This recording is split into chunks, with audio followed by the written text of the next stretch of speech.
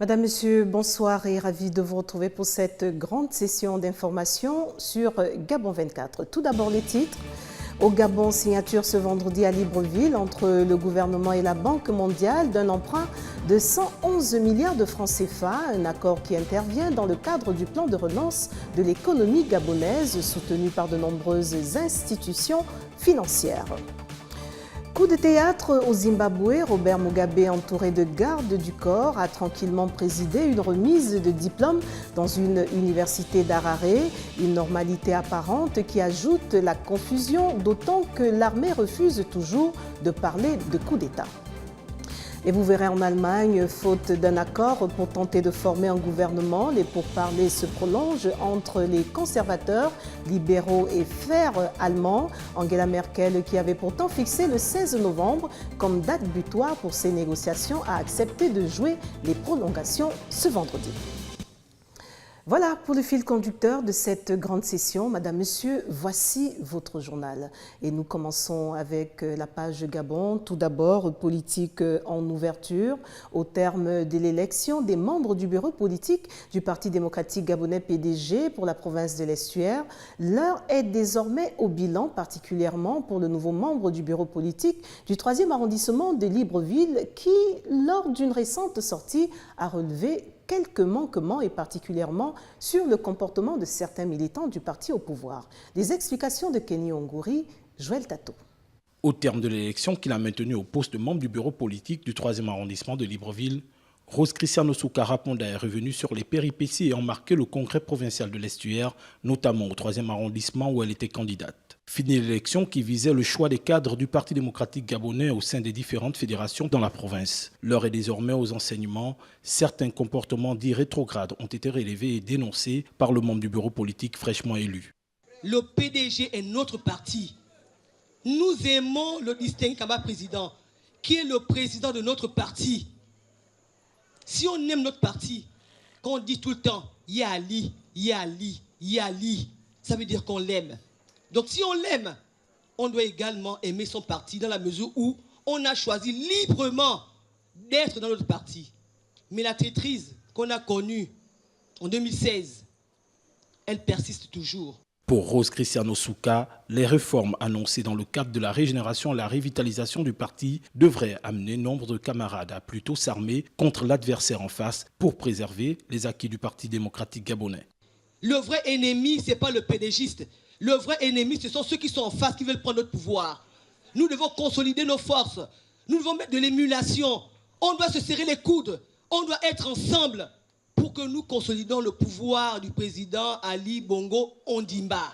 Le congrès provincial de l'Estuaire qui s'est tenu le week-end écoulé dans la capitale gabonaise n'est pas exempt de tout grief au regard de la tension et des manquements qui ont prévalu. Et je vous le disais à l'entame, pour relancer l'économie gabonaise, l'État gabonais et la Banque mondiale ont signé un emprunt de 111 milliards de francs CFA ce vendredi à Libreville. Le ministre de l'économie, Régis Simongo, et le directeur adjoint de cette institution financière, Olivier Gaudron, ont entériné cet accord en présence de nos reporters Larding et Mamba. Améliorer l'attractivité du climat des affaires, promouvoir la protection sociale en vue d'une consolidation budgétaire. C'est dans cette optique que la Banque mondiale a octroyé un prêt de 200 millions de dollars, soit environ 111 milliards de francs CFA à l'État gabonais. Un prêt d'une série de 3, dont l'objectif est de relancer les finances publiques. C'est une opération de soutien budgétaire et qui soutient donc, le redressement du Gabon face à la crise économique qui frappe les pays de la zone CEMAC. Le conseil d'administration de la banque, qui représente un peu la communauté internationale, a été très appréciatif en fait, du rôle de leadership du Gabon dans la zone. C'est le premier à avoir signé ce type d'accord. La relance de l'économie gabonaise demeure une priorité pour les autorités. Ce prêt rentre dans le cadre de l'accompagnement décidé par les multilatéraux au programme de réforme économique et financière. Lors de la rencontre du chef de l'État le 23 décembre à Yaoundé, les chefs de l'État ont pris la décision de mettre en place des programmes de réforme économique et financière. Ces programmes devaient permettre donc de booster la croissance de l'économie, d'abord de redresser les finances publiques, donc de les mettre sur une trajectoire de viabilité, mettre en place des programmes de diversification de l'économie. Voilà pourquoi la Banque mondiale a son rôle à jouer, parce que les aspects de réforme structurelle sont essentiels dans le cadre de ce programme de réforme économique et financière. Le Gabon est le premier pays de la sous-région à avoir bénéficié de l'appui de cette institution financière, dans un contexte économique morose marqué par la chute des cours de barils de pétrole. J'en viens à vous parler de l'opération Aigle Douane lancée à Libreville il y a quelque temps. Un point de presse a donc été donné ce vendredi à l'hôtel de ville de la Direction générale des douanes et des droits indirects. Les responsables de ce département administratif ont rendu un premier rapport de l'opération Aigle Douane. C'était en présence de nos reporters Armel Joembougo et Bertin Ossaga. Une semaine après le lancement de l'opération Aigle Douane, initiée par la Direction générale des douanes et droits indirects du Gabon, les responsables de la dite direction ont procédé à un dépouillage des premiers résultats de l'opération. S'agissant des exportations sans déclaration de marchandises, 1610 produits ont été saisis. Il s'agit entre autres de produits alimentaires et d'aliments pour animaux. L'estimation de la valeur de ces marchandises est de 9 884 219 francs CFA. Concernant les importations sans déclaration, environ 508 millions de francs CFA de marchandises ont été interceptés. Les équipes de l'opération ont mis la main sur 3535 produits dont des ouvrages de la bijouterie en or et en argent, dont l'estimation de la valeur est de 451 710 000 francs CFA. Des vêtements et accessoires d'une valeur de 443 672 880 francs CFA. Ou encore des machines et des appareils d'imprimerie industrielle d'une valeur estimative de 61 700 000 francs CFA. Le porte-parole de l'opération n'a pas manqué de revenir sur les objectifs d'Aigle Douane. Une baisse drastique des recettes douanières. La prolifération de marchandises prohibées sur le marché intérieur. D'améliorer les recettes douanières, favoriser le comportement civique des usagers, réduire la fraude transfrontalière et sécuriser le cadre des consommateurs. Pour cette première phase de l'opération Aigle Douane, effectuée uniquement dans la région douanière de Libreville, avec des résultats vraisemblablement satisfaisants, il y a lieu de croire à plus de mobilisation pour la suite de cette opération dans tout le Gabon. Et après le retour au lycée, organisé dans le cadre de la Semaine mondiale de l'entrepreneuriat, la Journée nationale de la concertation stratégique a eu lieu ce vendredi à la Direction générale des petites et moyennes entreprises à Libreville. Yvely Arvel, Loïs Aubian, Lewis Midiongo. L'espace PME de la Direction générale des petites et moyennes entreprises à Libreville a servi de cadre d'échange ce vendredi lors de la Journée nationale de concertation stratégique. Cette stratégie repose sur 4 axes qui ont été présentés par le ministre en charge des petites et moyennes entreprises, de l'entrepreneuriat national et de l'insertion des jeunes. En présence des membres du gouvernement, du corps diplomatique et des partenaires au développement, elle vise à faire le point avec les acteurs clés de l'entrepreneuriat et définir les stratégies qui permettront de relancer le secteur des petites et moyennes entreprises. C'est un axe qui consiste à mettre en œuvre un cadre législatif et réglementaire qui permette réellement que l'épanouissement des sociétés ait lieu, que la création des entreprises soit encouragée. Un axe sur le renforcement des capacités et la formation. Un troisième axe sur l'accès au financement, puisqu'on sait que le financement est un vrai problème pour nos PME, que ce soit les start-up, donc les sociétés en création, les jeunes pousses, ou pour les petites et moyennes entreprises établies qui, elles, ont toujours besoin de financement pour leur croissance. Le dernier axe de cette stratégie, c'est l'accès au marché, à favoriser l'accès au marché pour les PME. Anne Foster, artisane, apprécie les innovations faites dans le secteur des petites et moyennes entreprises pour le rendre dynamique et l'intervention des différents invités des pays africains. Là, il y a un déclic qui va se faire. Et puis je pense que ça va aller si on suit les recommandations faites par le ministre et par le ministre des PME, le ministre du Travail, et les différents invités qui ont intervenu dans le domaine de l'artisanat. Biendi Manganga Moussavou exhorte les acteurs du secteur à s'approprier les stratégies mises en place afin qu'elles reçoivent des améliorations. La Semaine mondiale de l'entrepreneuriat, initiée en 2007, a une origine anglo-saxonne. Appelée Global Entrepreneurship Week, elle a pour vocation d'inciter le plus grand nombre de personnes à exploiter leur esprit d'initiative et d'innovation au moyen d'activités locales, nationales et internationales. Et pour tourner la page Gabon, parlons du numérique, s'informer, écouter la musique et participer à des émissions tout en travaillant, une pratique assez courante pour les auditeurs seulement à l'ère du numérique. Comment les stations radio s'arriment-elles à la donne pour espérer un avenir radieux? Aussi, quels sont les défis? Des éléments de réponse dans ce reportage d'Alex Nkogué. Le numérique au Gabon est désormais une réalité, notamment grâce au développement de la fibre optique. En 2012, la radio nationale gabonaise passe au numérique, mais sans impact réel chez les auditeurs. Le ministre de la Communication Alain-Claude Bilibinze a annoncé il y a quelques semaines la réfection des 3 stations provinciales de radio. Avec un cadre plus performant, annoncer de nouveaux défis seront nécessairement à relever pour les acteurs de ce secteur, en commençant pour certains à retrouver leurs auditeurs. Edmond Tuntum, manager d'une station radio urbaine très populaire chez les jeunes, partage sa vision du métier. Une radio attire toujours de l'audience, il faut déjà qu'elle soit dynamique, qu'elle ait un contenu qui correspond aux attentes de la communauté, parce que les radios c'est beaucoup plus pour entretenir, informer, éduquer les communautés, mais il faut surtout qu'elle s'aligne sur les nouvelles technologies.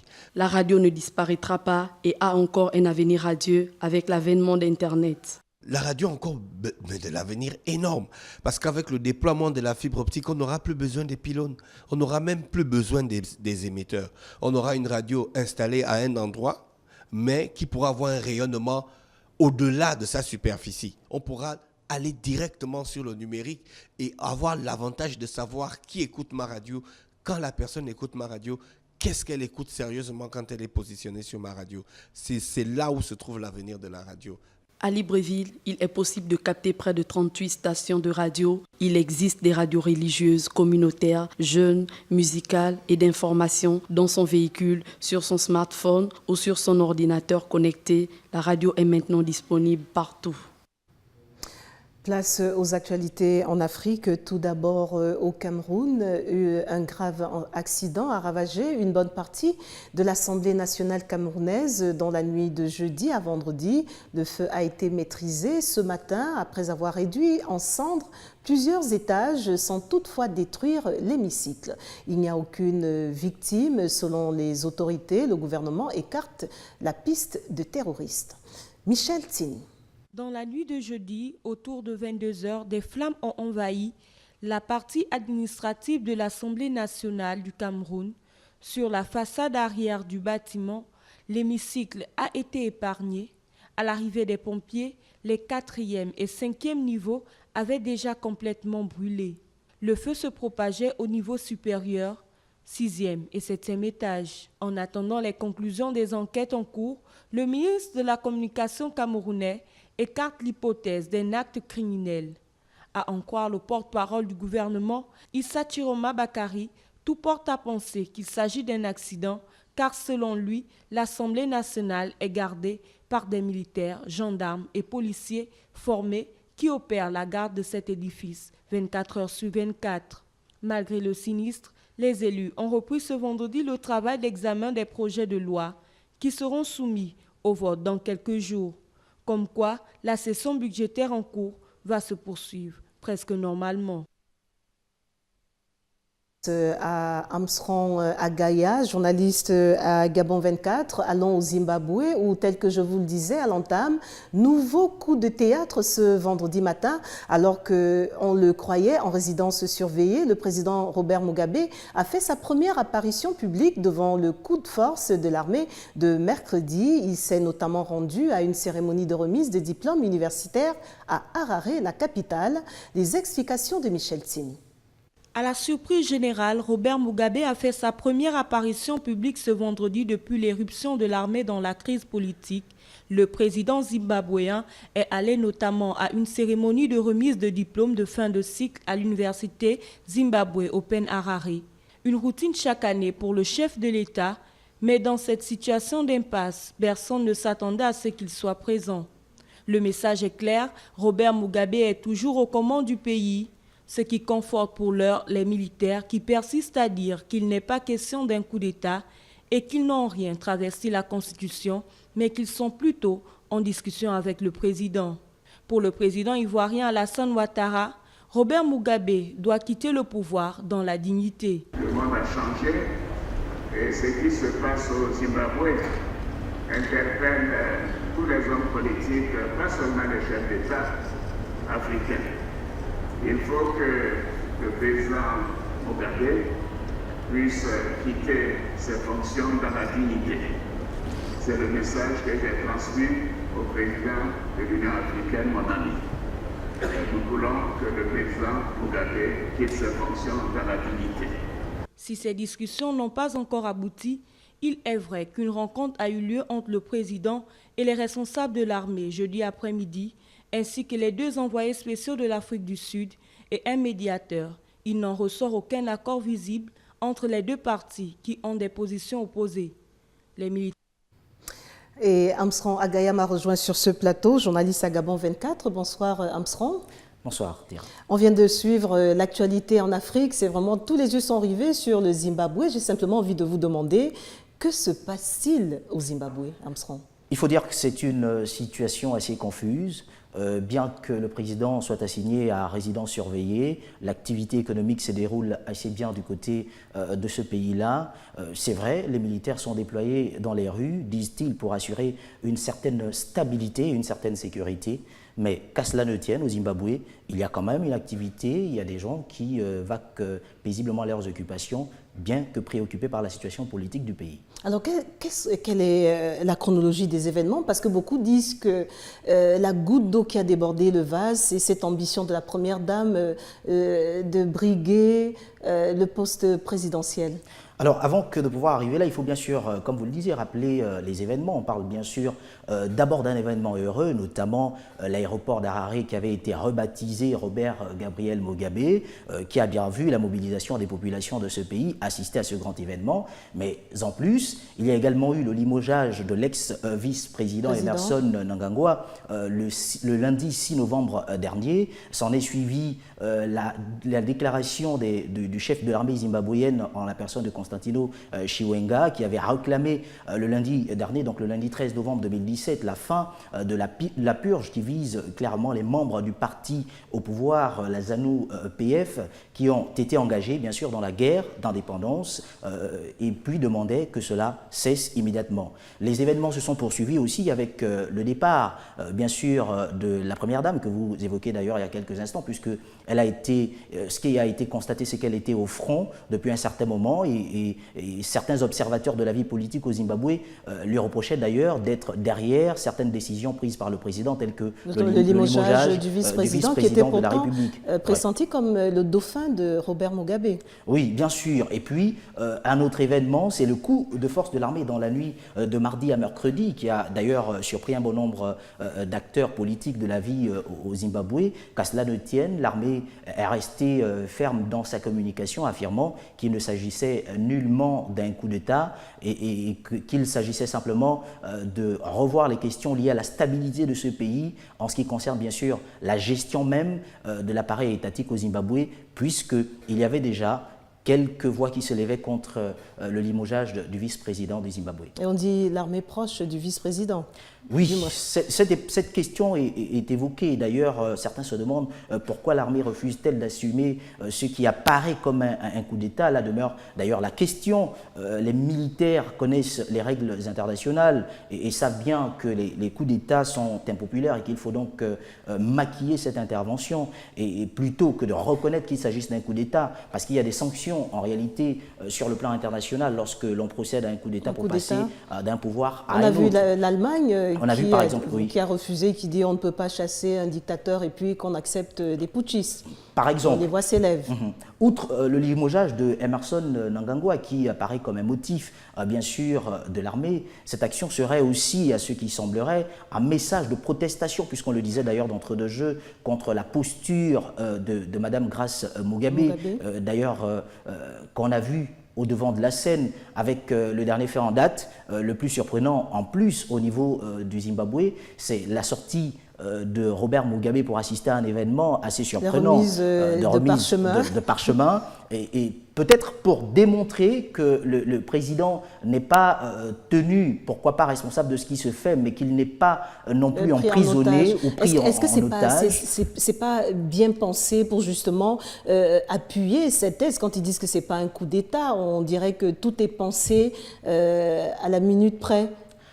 Oui, l'on pourrait se le dire, mais après, l'armée devra tout de même, à côté de cela, rassurer la communauté de développement d'Afrique centrale. La SADC. Voilà, la SADC par exemple, et l'Union africaine, parce que procéder de cette façon ramène quand même à avoir sous les regards des uns et des autres la communauté internationale dans son entièreté. On a d'ailleurs vu les réactions des différents chefs d'État, notamment pour parler d'Alpha Condé, qui ne partage pas forcément l'avis du président Alassane Ouattara, qui l'a dit il y a encore quelques heures seulement. Il faut que le président Jacob Zuma parte dans la dignité, mais pour Alpha Condé... Robert Mugabe. Voilà, et pour Alpha Condé, la situation est tout autre. Pour lui, on ne devrait pas parler de départ qui se ferait de la sorte avec la position déclarée aujourd'hui de l'armée. Il faudrait d'abord que l'armée restitue les éléments constitutionnels au chef d'État actuel et pourquoi pas permettre que ce dernier aussi achève son mandat. Ce serait aussi une autre issue. Ce qu'il souhaite d'ailleurs, aller jusqu'en 2018, il n'entend pas, il a dit, il n'entend pas se retirer avant 2018 et sachant aussi qu'il y a une partie de la population qui est toujours fidèle à Robert Mugabe. Oui, il faut préciser que Robert Mugabe, c'est d'ailleurs, si on peut le dire ainsi, hein, le parrain, sinon le président de cette grande lutte qui a été menée pour emmener le Zimbabwe à son niveau de démocratisation. Le Zimbabwe est un pays qui a changé de nom plusieurs fois pour arriver aujourd'hui à se faire appeler le Zimbabwe, et Robert Mugabe y a joué un rôle important au niveau de ce pays-là. Et donc il reste, les populations de son pays restent attachées à ce dernier, puisqu'on a vu quand même les actions qui ont été menées par lui au cours de ces années. Certes, il lui a reproché ces nombreuses années à la tête du pays, en étant bien sûr également le plus vieux chef d'État de la planète, à plus de 93 ans, mais à côté de cela, il y a que Alpha Condé, par exemple, estime que l'on devrait avoir une certaine reconnaissance pour Robert Mugabe et procéder d'une meilleure façon que celle proposée par d'autres chefs d'État, tels que Alassane Ouattara et pourquoi pas le secrétaire d'État à la Défense, qui s'est également exprimé aujourd'hui, le secrétaire d'État américain qui s'est exprimé également aujourd'hui sur cette question concernant le Zimbabwe. Armstrong Agaya, affaire à suivre donc. Bien sûr. Vous continuez à surveiller ça pour Gabon 24 et revenez nous voir s'il y a du nouveau sur la question, et on n'en doute pas une seconde qu'il y en aura dans les heures, voire même les jours à venir. Merci d'être passé sur ce plateau, nous éclairer un peu plus sur la situation zimbabwéenne. Comme ceux qui nous rejoignent seulement, on retiendra que Robert Mugabe a fait sa première apparition en public aujourd'hui, mais les tensions restent toujours palpables. L'actualité africaine, on va également la chercher du côté de la Libye. C'est en février 2018 que se tiendra dans le pays une conférence nationale réunissant les acteurs libyens. L'objectif étant d'adopter une charte nationale, a indiqué ce jeudi au Conseil de sécurité le représentant de l'ONU pour ce pays, Ghassan Salamé. PG au passe. Selon Ghassan Salamé, représentant spécial du secrétaire général pour la Libye, c'est en février que se tiendra une conférence nationale qui réunira les acteurs libyens. Cette conférence relancera le processus politique et redonne espoir à un pays atomisé par les agendas concurrents depuis la chute de Kadhafi en 2011. La conférence nationale va donner aux Libyens de tout le pays l'opportunité de se rassembler en un même endroit pour la première fois, de renouveler leur histoire nationale commune et de s'accorder sur les étapes tangibles nécessaires pour mettre fin à la transition. Pour Angelino Alfano, ministre des Affaires étrangères italien, bien que les élections en Libye soient importantes, il ne faudrait pas qu'elles soient la cause de tensions dans le pays et il faudrait que les Libyens soutiennent le plan d'action du représentant spécial. Les membres du Conseil ont affirmé que la LPA reste la seule structure viable pour mettre un terme à la crise politique libyenne et sa mise en œuvre reste une composante clé pour la tenue d'élections et la finalisation de la transition politique. Les discussions réunissent des membres du Parlement élus en 2014 et sont basées dans l'est du pays et des ex-députés basés à Tripoli, membres de l'Assemblée précédente. Elle travaille sur des amendements à l'accord interlibyen signé fin 2015 au Maroc, qui a donné lieu à la création d'un gouvernement d'union nationale. L'OGN peine à imposer son autorité sur de larges pans du pays, notamment dans l'Est où le Parlement lui refuse sa confiance. Et nous poursuivons avec les actualités hors du continent. Tout d'abord, en Allemagne, les laborieux pourparlers entre conservateurs, libéraux et verts allemands pour tenter de former un gouvernement de coalition ont été ajournés dans la nuit de jeudi à ce vendredi. Au moment où nous émettons, les pourparlers où les discussions se poursuivent toujours. Retrouvons PJ Opas pour les détails. Angela Merkel, qui avait pourtant fixé le 16 novembre comme date butoir pour ces négociations, a accepté de jouer les prolongations.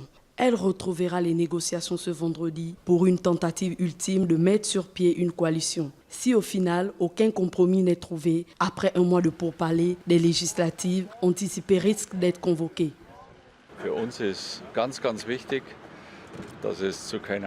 Pour nous, c'est très important qu'il n'y ait pas d'augmentation du nombre de migrants. Sur la question du regroupement familial, on parle de 100 000 personnes et c'est pour cette raison que nous ne sommes pas d'accord pour une résolution qui augmenterait le nombre de migrants.